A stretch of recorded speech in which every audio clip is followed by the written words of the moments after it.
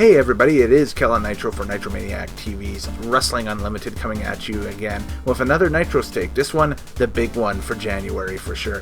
Not the Royal Rumble, that's coming up in a few weeks, but it is the biggest night of the year for Japanese strong style / puro resu fans. New Japan Pro Wrestling presents the two-night Wrestle Kingdom 15, and this is Nitro Stake for night 1, which took place on the traditional January 4th, 2021 date from the Tokyo Dome in Tokyo, Japan, in front of a socially distanced crowd. I think about half full too. It's the most attendance I've seen since the beginning of the pandemic. Very interesting rules for this thing for the crowd. If you were to attend, you'd have to go through all the COVID screeners and everything and have a negative test and you name it. But then once you're in there, no cheering. You can only clap or stomp your feet. And they're selling thunder sticks too, like they sell at football games and everything that you can bang together. But other than that, no yelling, no screaming. Not as if a Japanese crowd would do much of that, but towards the end of the match, they kind of get a little bit more rowdy than they would be at the beginning of a match. So I found that very interesting watching this card. So just recording this about an hour or so before night 2 begins, but here's my thoughts on night 1. Watching the pre-show, the countdown, I have no idea, but they had some nutty professor looking guy do the theme music, and it's catchy as hell. They mentioned the name as something, the hashtag Dawn something, and I didn't catch the last name, unfortunately. So, but the song is very, very catchy, and it was stuck in my head, and it's stuck in a lot of people's heads all throughout the event. So also, New Japan Pro Wrestling apparently has signed a North American and a UK television rights deal with something. The purple makes me think it's going to be on a Roku stick, so maybe they found a deal or signed a deal with Roku in the background, but we've had some hints towards it. Maybe we'll find out more later on tonight on night 2, but at the time of recording night 1's portion of this Nitro Stake, we still are speculating on what network that would be. The main event of the pre-show, the New Japan Rambo returns. The Rambo Rumble returneth.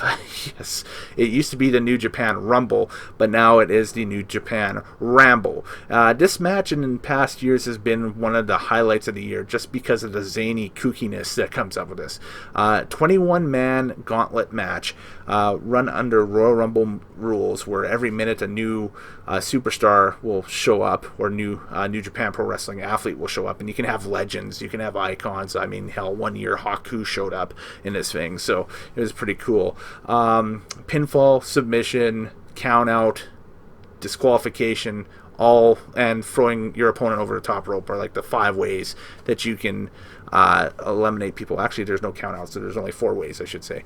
But those are the ways that you can eliminate people in this thing. So interesting rules for this year's New Japan Rumble. The final 4 will square off for the King of Pro Wrestling 2021 title tomorrow night to kind of kick off night number 2 out of this Rumble. So just talking about the end result here, the 21-man New Japan Rumble to determine who will challenge for the provisional King of Pro Wrestling 2021 trophy on night number 2.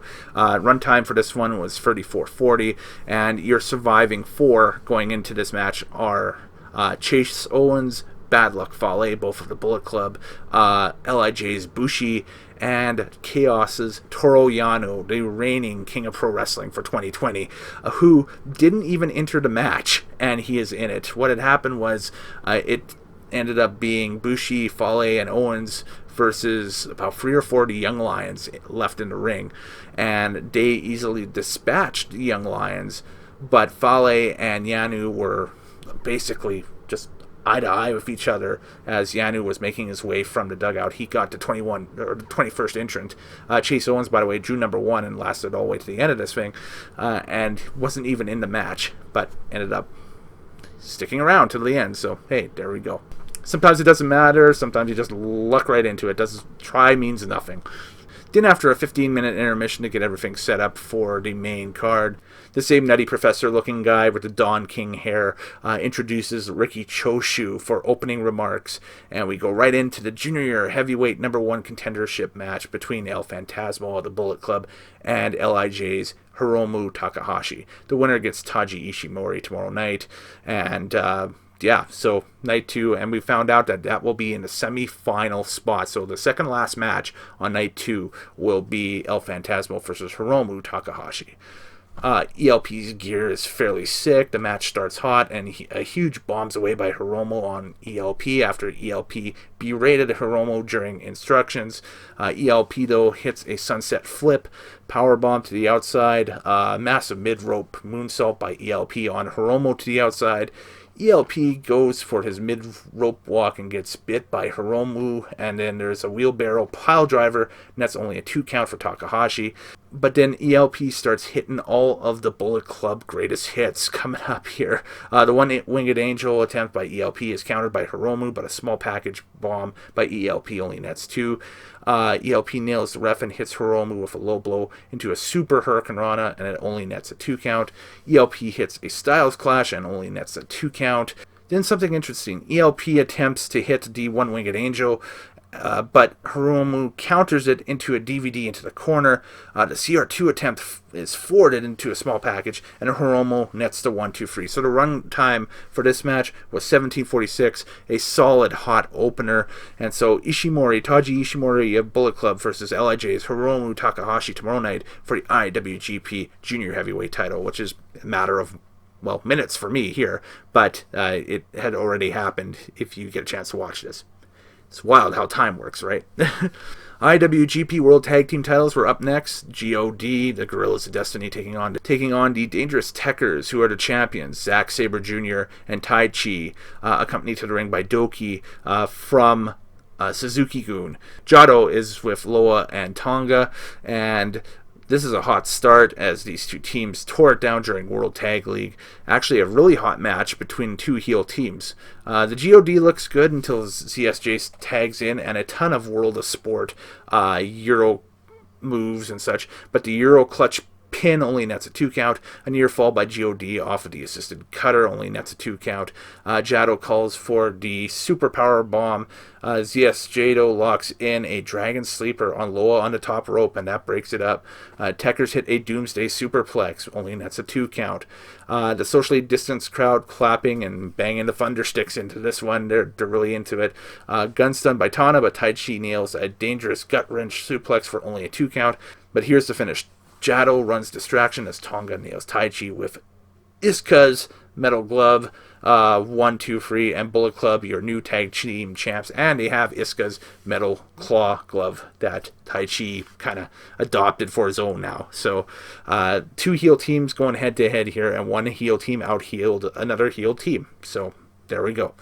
The IWGP US title #1 contender match was up next, and there's an awesome Jon Moxley promo before this. Mox says he's coming for whoever walks out tonight, and the matchup is the briefcase holder Kenta taking on Satoru Kojima. And so it is the Cozy Lariat versus the Big Cat, and is this Kojima's last dance? If Kenta retains, he will be the most successful US heavyweight champion with 7 defenses without ever winning the belt. Yes, a very interesting fact there.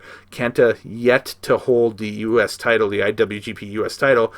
He was scheduled to have the match with Mox. It's never happened due to the pandemic, so there you go. Match starts, so we see some Mongolian chops by Kojima, some machine gun chops later on by Kojima, rifled back with some machine gun forearms by Kenta. If there's a guy that can go strong style, puro rezu, it is Kenta.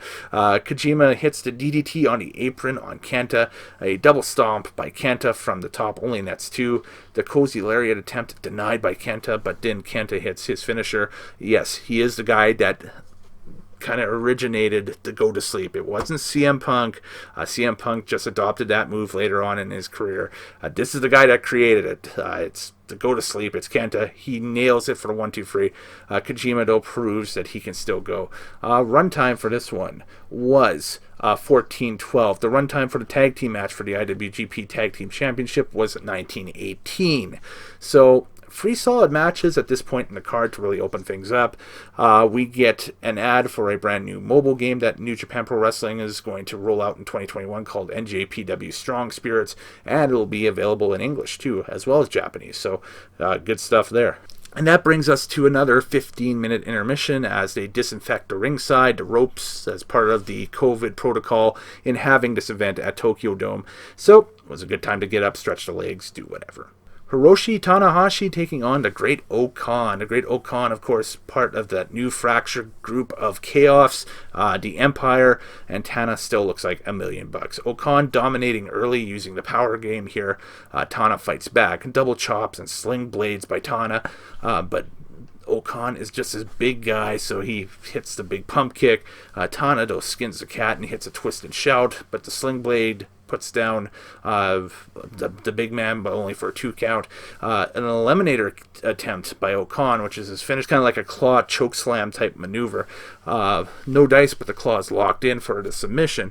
An eliminator attempt on the chair. Tana fights out and nails the twist and shout. Tana then gets rid of the chair. Dragon suplex only nets a 2 count, and then the high fly flow off of his version of the frog splash lands. He hits another second high fly flow, and he nets the 1-2-3 off of that. The Ace Age isn't over yet. The runtime for that one was 17-13, and a really great debut match. Tanahashi has had 2 awesome debut matches over the past 3 or 4 years here at Wrestle Kingdom. He's had Switchblade Jay White, and now Great O-Khan. Add that as well. 2 guys who have came back from excursion and have hit up New Japan, and now they are kind of doing their thing. Up next was my pick for match of the night, and going into night 2 may still be my pick for match of the nights. Kazuchika Okada versus Will Osprey. The leader of Chaos taking on the leader of the Empire Splinter Group. I love Osprey's new remix of his theme, the Commonwealth Kingpin Will Osprey. Osprey with a 10,000-pound ring jacket tonight. Very Chris Adams-esque heel. And Bea Priestley really kind of... It's like watching a USWA era Chris Adams, you will, with, the valets and so on and so forth. The English heel, the cocky English heel. A gentlemanly start quickly breaks down into almost a hockey fight. Lots of play on the outside. Osprey rolls back the pad at ringside, and an attempted pile driver reversed into a DDT attempt. Neckbreaker on the padded part of the hard wooded floor by Osprey. There is a double foot stomp on the outside on Okada. This is a really enjoyable match at this point. There's a massive backdrop by Okada on Osprey, and a monster flapjack only nets a 2 count for Okada. The money clip attempt, which is Okada's version of basically the $1 Million Dream. No dice for any submission for Okada off of it. The Stormbreaker attempt reversed by Okada. And by the way, just coming right back into New Japan after kind of not being into it for much of 2020. The crowd on Twitter that are hardcore New Japan fans absolutely hate the money clip. It's crazy how much hate that submission hold has for Okada. They'd rather see him, nail the Rainmaker clothesline for the finish or whatever. Cheeky Nando's into a reverse Bloody Sunday by Osprey, only nets a 2 count. An amazing back and forth that ends with Osprey countering an Okada dropkick with a jumping powerbomb. Wow. Yeah, that was a hell of a counter that we've seen. Basically, Osprey counters Okada's dropkick with a jumping powerbomb, as I described. Crazy stuff. If you haven't seen it, it's gift on YouTube and on Twitter, and that's if you gotta check it out. Osprey hits a huge standing Falcon Arrow through the Japanese table at ringside, but Osprey won't take the count out. He throws Okada back into the ring. Big mistake. Ozcutter on the apron reversed into a tombstone. Rainmaker by Okada. Osprey fights back. Drop kicks by Okada into the money clip, twisting Tombstone into another money clip. Bea Priestley tries to interfere on behalf of Will Ospreay at this point. She is dispatched via one of the old school, heel runs into the heel valet things on the apron, back into the money clip. Ospreay gets to the rope. Spanish Fly by Ospreay only nets a 2 count. Ozcutter by Ospreay only nets a 2 count. Ospreay hits that spinning back elbow, that really dangerous one that put Kota Ibushi out a couple of years ago in the opening match. of Wrestle Kingdom. I think it was 13 or so, and only nets a 2 count off of that. He tries again, but Okada nails a dropkick. Big dropkick and Rainmaker into the money clip. Osprey reversed it and hits a tombstone and a Rainmaker. Only nets a 2 count. Yes, Osprey hit a Rainmaker in this match. It was crazy. Sit out tombstone by Okada into a Rainmaker, and in 1-2-3, Okada gets his revenge. The runtime for this, which is easily already a match of the year contender for 2021, 35 minutes, 41 seconds, and my pick for match of the night for sure. Tough sledding for the folks in the main event. This was the first leg of the double title eliminator for 2021. You had the champion Tetsuya Naito take on Kota Ibushi, the double champion Tetsuya Naito, the world heavyweight and IC champion Tetsuya Naito take on Kota Ibushi. Can Ibushi win the big one? That's the big story going into this match. He's come close before. Naito's taking his time as always, and the winner gets Jay White tomorrow, night 2, in a matter of minutes here as I record this in the main event. Naito aggressive early, but a Hurricane Rana by Ibushi changes that. Naito suplexes Ibushi on his head on top of the ramp. Standing moonsault by Ibushi nets 2. The 2 spill onto the outside. A neckbreaker by Naito onto the floor. Neckbreaker by Naito on the outside into a leg vice. The Gloria attempt, one of Naito's signature moves, it's blocked, and Ibushi hits a German suplex and a double stomp. Power slam by Ibushi, but then that gets converted into a La Magistral by Tetsuya Naito, but no dice on a submission off of that. But that allows Naito to hit Gloria, but he only nets a 2 count off of that. Furious end to this match where you had a backflip kick by Ibushi after evading a tree of woe by Naito in the corner. A back elbow attempt by Naito countered by a Hurricane Rana by Ibushi to the outside. A super poison Rana. Yes, the super poison Rana got busted out by Naito in this match. Only nets a 2 count. Destino by Naito. Only a 2 count. Ibushi counters a second Destino attempt into a power driver and only nets a 2 count. Yes, a power driver into a 2 count. A back and forth sequence. Then Ibushi goes for one of his signature moves, the Phoenix Splash. It's a great attempt, but he misses it. Naito hits Destino, only nets a 2 count, but Ibushi hits a Kamigoye and only nets a 2 count, but then that opens up the crowd. Naito has not hit the Kamigoye in a long time in New Japan Pro Wrestling. So the fact that he hits it in this match kind of opens everybody's eyes, and it's like, whoa, okay. Valencia by Naito, the Destino attempt countered, and then finally a second Kamigoye by Ibushi nets the 1-2-3. He's finally done it. We have a brand new double champion, a new IWGP Intercontinental Champion, and a new IWGP World Heavyweight Champion. It is the Golden Star, Kota Ibushi. Post-match, Naito snatched the belts from the ref to present them to Ibushi, a la Hulk Hogan presenting the Ultimate Warrior with both belts at WrestleMania 6, basically. Jay White hits ringside and says he will become the God of Wrestling tomorrow because that's what's up tonight. In a matter of, minutes now as I record this, as we go into part 2. Like I said, you guys don't have to do anything. I'm going to transition over to night 2. The only thing that might change is the clothing I'm wearing because we'll be recording this, tomorrow after everything wraps up. But that's the main event for tonight is Kota Ibushi versus Jay White. And Kota says his reign will absolutely not end with Jay White. See you in that red corner. So, yeah, huge night tonight. We're going to find out coming up here, the King of Pro Wrestling in 2021. We're going to find out the IWGP Junior Heavyweight title. We're going to have that big grudge match. I think it's a no DQ match between Sonata and Evil. And then, of course, we have Jay White and Kota Ibushi along with some other stuff as well. So looking forward to it. Night 1. Got to give night 1 a solid 8.5 out of 10 with Okada and Osprey being my pick for match of the night and my favorite match on the card so far. All right, fade to black quickly. I'll see you guys on the other side where we talk about night 2.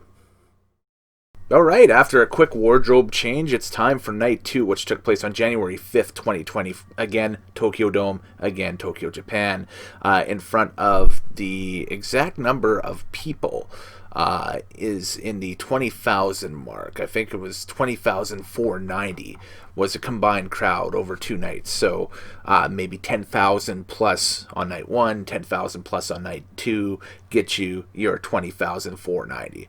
Opening contest for night 2 was the King of Pro Wrestling 4-way with the 4 participants that were the finalists at the end of the Battle Royal on night 1. So Bushi from LIJ, Chase Owens and Bad Luck Fale from the Bullet Club, and Toru Yano from Chaos and wherever the hell Toru Yano wants to be from, I guess. This is going to be a wacky, what an odd match. Chase Owens with a tribute to Tracy Smothers on his wrist tape. Really cool. Yano's going to Yanu. He's really scared to get in to start this thing. They want the 2 Bullet Club guys to start, and it breaks down from there. Match opens with the finger poke of doom. Fale on Owens, but only nets a 2 count. A homage to one of the more infamous moments in pro wrestling history, for sure. Fale and Owens basically run ruckshot on Yano. Yano goes for a body slam. No dice as Fale crushes him. Grenade launcher only nets 2 for Owens as Fale breaks it up. Wow. And Owens and Fale take exception with the ref. Yano, though, nails a low blow on both of them and decides to roll up Bushi, who's already down after the grenade launcher, the double team maneuver that Owens and Fale use in tag team competition. And Yano retains the King of Pro Wrestling title and is both the 2020 and 2021 King of Pro Wrestling. And the runtime for this one was 7:34. There were 2 Stardom matches prior to this card starting. Unfortunately, they were not streamed at all on New Japan. I think they'll show up through Stardom's streaming service, and the results of which are online, so you can take a look at them for sure. IWGP Junior Tag Team Championship on the line next, with the champions El Desperado and Kanemaru taking on Taguchi and Master Wato. It is the battle of Suzuki-gun versus 1 or 8 for the junior tag team titles. And of course, 1 or 8 have the legendary Hiroshi Tenzan in their corner, which was pretty cool to see him in a managerial role for once after seeing him in a competitor's role in night 1 in the Battle Royal. So really cool to see that. The runtime for this one was 13:20. Let's go over the moves that really made me pop during this thing. Liger at ringside doing commentary looks sharp. Master Wato and Desperado start, and that one-on-one is on fire. Despy and Taguchi is pure comedy, fun spots. Kanemaru, though, not having it. He decides when they get Taguchi outside of the ring to kick the crap out of Taguchi and levels Tenzan on the outside. A Bamae attempt by Taguchi thwarted, so shout out to Shinsuke Nakamura there. Despy and Kanemaru retain in a very entertaining affair with the small package for a free count off of some nefarious heel moves. Again, a very passable junior heavyweight tag team title match. This is basically the second match that we all seen, the 4th match on the night, but the second match that we all seen on the card, kind of leading up to bigger things. And this would be the last match that was under 15 minutes on the card. This one, of course, being 13:20. Then came time for the never open weight title. Jeff Cobb, the challenger, taking on LIJ's Shingo Takagi, the champion. Cobb is jacked. Since joining the Empire, the guy has been unstoppable in New Japan Pro Wrestling. Shingo feels that God has given him a test in Jeff Cobb. A lot of God talk here.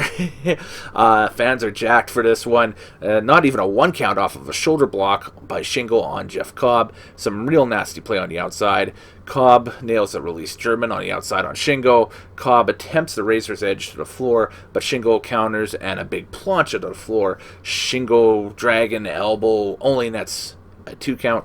Shingo's dragon elbow only nets a 2 count. The spin cycle by Cobb. A modified black tiger bomb by Cobb only nets 2. DVD by Shingo, no cover though. Wheelbarrow suplex by Shingo. Doesn't net anything. It was just a wild back and forth affair. Gonzo bomb by Cobb only nets a 2 count. Shingo hits Made in Japan, only nets a 2 count. Tour of the Islands, but Cobb's knee goes out and he can only net a 2 count off of it. This is a big boy battle. A moonsault power slam by Cobb. What? Crazy. I'm praying for someone to hit an axe bomber here. These are just 2 heavyweight guys going at it. Blast of the Dragon by Shingo Takagi finally nets a free count. Wow, what a never open weight match. And this thing was an easy 21-11 and would be a main event anywhere on the planet, with the exception of the Tokyo Dome on January 4th or 5th. It's nowhere near the top, unfortunately. It's in the middle of the card. But on any other New Japan show, that thing would be closing the show because it was such an incredible encounter. And crowd was into it, even though due to the limited reactions I talked about earlier in the video, it's still pretty awesome, I would say. So again, 21-11, Shingo Takagi retains the Never Openweight title over Jeff Cobb. Then it came time for a highly anticipated grudge match, which was a de facto #1 contendership match for basically the double gold. You have from LIJ Sonata, and formerly from LIJ, now representing Bullet Club, Evil. And he's got Dick Togo in his corner. Of course, the former Kai En Tai member. A lot of former Kai En Tai members making their way into... I think the only one that hasn't made his way over there yet is Funaki, which is kind of cool. A lot of experts feel that this is the de facto #1 contendership match for the double gold. Former partners explode here. Both men go for flatliners early on. No dice either time with the execution. Paradise Lock by Sonata on Evil. That was just more of an embarrassment thing than anything else. The ring announcer, Abe, gets KO'd. We don't need no ring announcers around here on the outside. And then he gets leveled again. I think he owes one of the two of them money at this point. He got picked on a amazing amount of times in this match. It was unreal. Togo sets up a table ringside, but the two wrestle out, and Sonata hits the magic screw. The two fight over Skull End, and everything is evil, but end up with both going into an exposed turnbuckle. Superplex by Evil into the Darkness Scorpion. No tap out by Sonata, though. Very Bret the Hitman Hart-esque. Yeah, exactly. Evil looking like the Hitman there with a superplex from Bret's rope even. And going into the Sharpshooter or the Darkness Scorpion or the Scorpion Deathlock, whatever you want to call it. The ref gets leveled, and Togo uses a chair to level Sonata in the ring. Magic Killer levels Sonata. Togo goes for a senton, but Evil is kicked into him, and that pretty much knocks out Togo out of the match. Skull End is locked in. Togo attempts to choke out Sonata with the cable, but ends up through a table at ringside. Sonata hits a pop-up TKO and a moonsault for the 1-2. And the runtime for this was 23:40, and this was a really awesome grudge match, and of course Sonata gets the win. So is he the de facto #1? Time will tell. IWGP Junior Heavyweight title was in the semi-final on Night 2. Hiromu Takahashi, who beat ELP the night before to get to this point, taking on the champion Taiji Ishimori. Hiromu hurt his hand in the opener last night against ELP, but he thinks ELP loaded the boot to hurt his hand. Probable, because that would be Bullet Club helping out Bullet Club. So the exchange early on was amazing. The Sunset Bomb attempt thwarted, so Hiromu just busts out the apron bomb. Hiromu decides to use the Long Aisleway for a Great Muta-esque running clothesline, but Ishimori, though, sidesteps him with a side suplex. Ishimori using an exposed turnbuckle to his advantage. This has got to be the fastest two guys in New Japan in the ring. Yeah, just there's incredible speed in there, just moving around. Ishimori floats over into a yes lock after a moonsault onto the hurt hand. Hiromu answers back a little bit later on with some running DVDs. Ishimori back handspring into a suplex by Hiromu. Better yet, Ishimori hits a Canadian Destroyer right after, which was crazy. Ishimori locks into yes lock, no submission though. It's an incredible back and forth at this point. Time bomb by Hiromu, nails the 1-2-3, and there's a brand new champion. Hiromu Takahashi is the IWGP Junior Heavyweight Champion in the semifinal. That is Junior Heavyweight Wrestling Njpw. Takahashi promises that next time that they come around for Wrestle Kingdom 16, possibly, he'll be in the main event. And the runtime was 25:31. So this was a quality 25-minute match. This was really good. Had a lot of fun watching this one. The Double Gold Eliminator Night 2. The IWGP World and Intercontinental Championships on the line with the brand new champion, Kota Ibushi, who beat Tetsuya Naito at the end of Night 1, taking on Bullet Club's Jay White with Gedo in his corner. Will Ibushi be a 24-hour champion? White says he will beat him. White smack talking prior to the bell. And this made me think, and I threw this out on Twitter as well, feel free to throw it in the comments below too, who is the better heel in 2021? Jay White or MJF? G.O.D distracts Ibushi and allows White to stomp away on an early advantage. Ibushi fights back, but a draping DDT nails the advantage for White. A high-angle back suplex on the edge of the ring by Jay White. Ibushi fighting from behind a lot in this one. Standing moonsault nets 2 for Ibushi. Fight goes to the outside, and Ibushi gets sandwiched against the barricade. A blade buster nets 2 for Jay White. Ibushi crashed and burn, going for a moonsault on the outside. There is just, at this point, it is just a really epic contest. You got a Kiwi Crusher attempt that's blocked by Kota. You got a bastard driver by Ibushi, but he has nothing left to cover, so both guys are laid out for a while. And then another Kiwi Crusher only nets 2 for Jay White. A Blade Runner reversed into a suplex. A Bumbaye, again, another nod to Nakamura by Ibushi, only nets 2. Phoenix Splash attempt blocked by a distraction from Gedo on the outside. TTO by White, no submission. White mocks Ibushi, and Kota goes into that dark place all of a sudden, and we get the dark Kota Ibushi, the guy that can switch it on, and he's not the smiling babyface or heroic babyface anymore. He just goes to that really dark place, that dark, moody place, you know, that you read about in Japanese animes or something, or see in Japanese animes. I guess you read it in manga, and then you watch it on anime. If this is the correct terminology, I believe. So again, this match was incredible. It is a runtime of 48:05. So fast forwarding to the finish of this thing, which is incredible.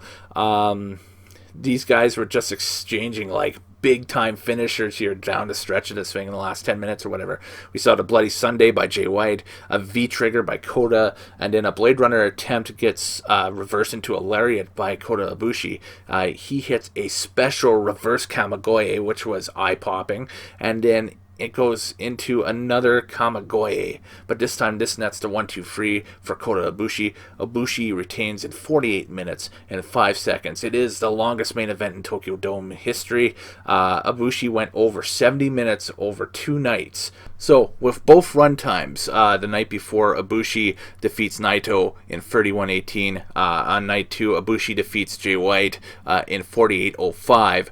Ibushi, a total ring time of those matches of 79 minutes and 38 seconds, which was unreal. That's crazy. Not since Chris Hero and CM Punk back in the early 2000s have we seen numbers like that in matches on consecutive nights. So, you know, hats off to Kota and his conditioning and everything like that. I was getting winded watching the guy.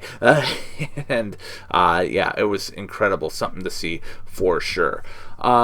Post-match, there's a little bit of a slap fight between the two as they're both laid out on the ground, and the ref has to separate them. Sonata comes down to ringside. Seems like he's the next in line. Sonata makes a challenge. Ibushi accepts, and in the post-match promo, Ibushi says, "I have become God." But the post-match promo you want to see is over right now on New Japan's YouTube and on their Twitter accounts, you name it. It's about a 9-minute promo. Jay White in the post-match press conference prior to New Year's Dash, which I'm recording this prior to tonight. I won't get a chance to watch New Year's Dash until maybe the next morning or a couple days from now or something like that.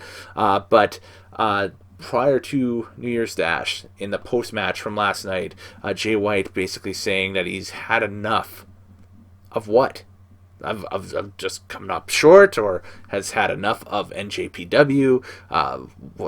The implications are flying right now, and there has been some talk that there might be some individuals that are involved on this Wrestle Kingdom card, that this was going to be their last Wrestle Kingdom, i.e. maybe coming to North America for a bit. Did somebody sign Jay White? That would be the next question. I guess we'll find out in due time. But there we go. The end of Wrestle Kingdom 15. A pretty epic 2 nights that can show how big events, it'll serve as a prototype on how big events will be ran properly with crowds during the pandemic here, and during the final, what we hope to be the final few months of the pandemic going forward. Night 2, I'll give an 8 out of 10. Again, the big match for me was the main event, Ibushi and White, and that over-delivered. That was great. I still think the best match out of both nights was Will Osprey and Kazuchika Okada. I really enjoyed that match. I thought it was an awesome old-school grudge match. I mean, that would have looked great between Flair and Sting in the 90s or something like that. Like, I mean, that was that type of, that style of fight almost, of just two bitter rivals going at it. Sonata and Evil was good as well. Yeah, it was, again, a very fun couple nights to stay up late and watch live. So, anyways, throw your thoughts below. Later days, happy wrestling watching. We'll catch you next time here on Nitromaniac TV's Wrestling Unlimited. Take care, folks. See you next time.